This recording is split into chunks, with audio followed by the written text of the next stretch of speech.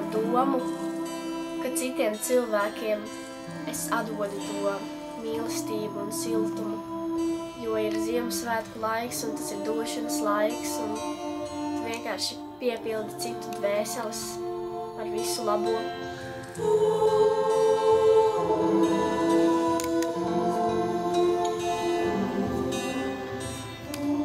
Protams, mūzika bija tas galvenais cīnolis, kas mums palīdzēja, bet brīžos, kad bija grūti, brīžos, kad likās viss, mēs vairs to nevarēsim, bez ticības tas nebūtu iespējams.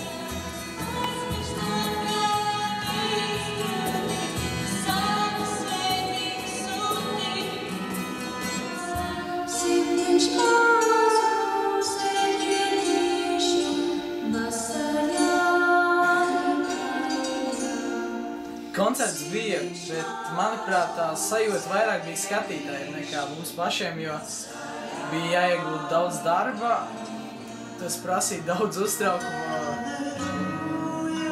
vajadzēja ielikt visu sirdi un dvēseli, lai koncerts izdotos.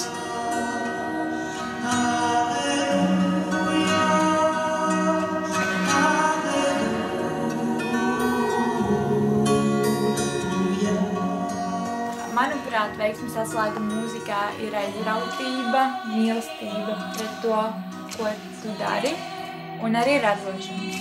Tāpēc esmu gatava sevi ieguldīt mūzikā, un es nebaidos no tā, ka es mīlu to, ko es daru.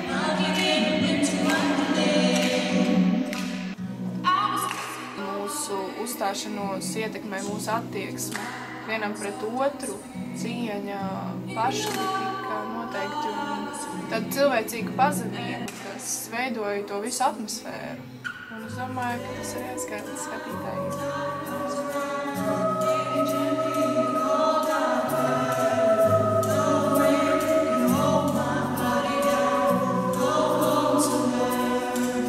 Laiks īstenībā ļoti pazuda, jo visu koncertu mēs centāmies skatītājiem dot to labo emociju vilnu, to prieku, to Ziemassvētku siltumu. Un tad, kad tu dziedi pēdējo dziesmu, tu paskaties uz skatītāju, viņš tev atsmaiz atpakaļ, tas dod to motivāciju, to vēlmi darboties tālāk un radīt mūziku.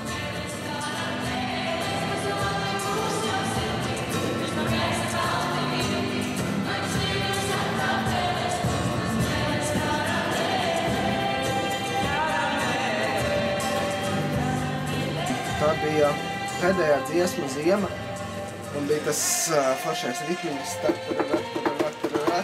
un praktiski ar visiem saskatījos tobrīd, uztaisīja tādu babām restartu un aizgāja. Viss skaisti. Nu, vēl pie tā ir daudz jāstrādā.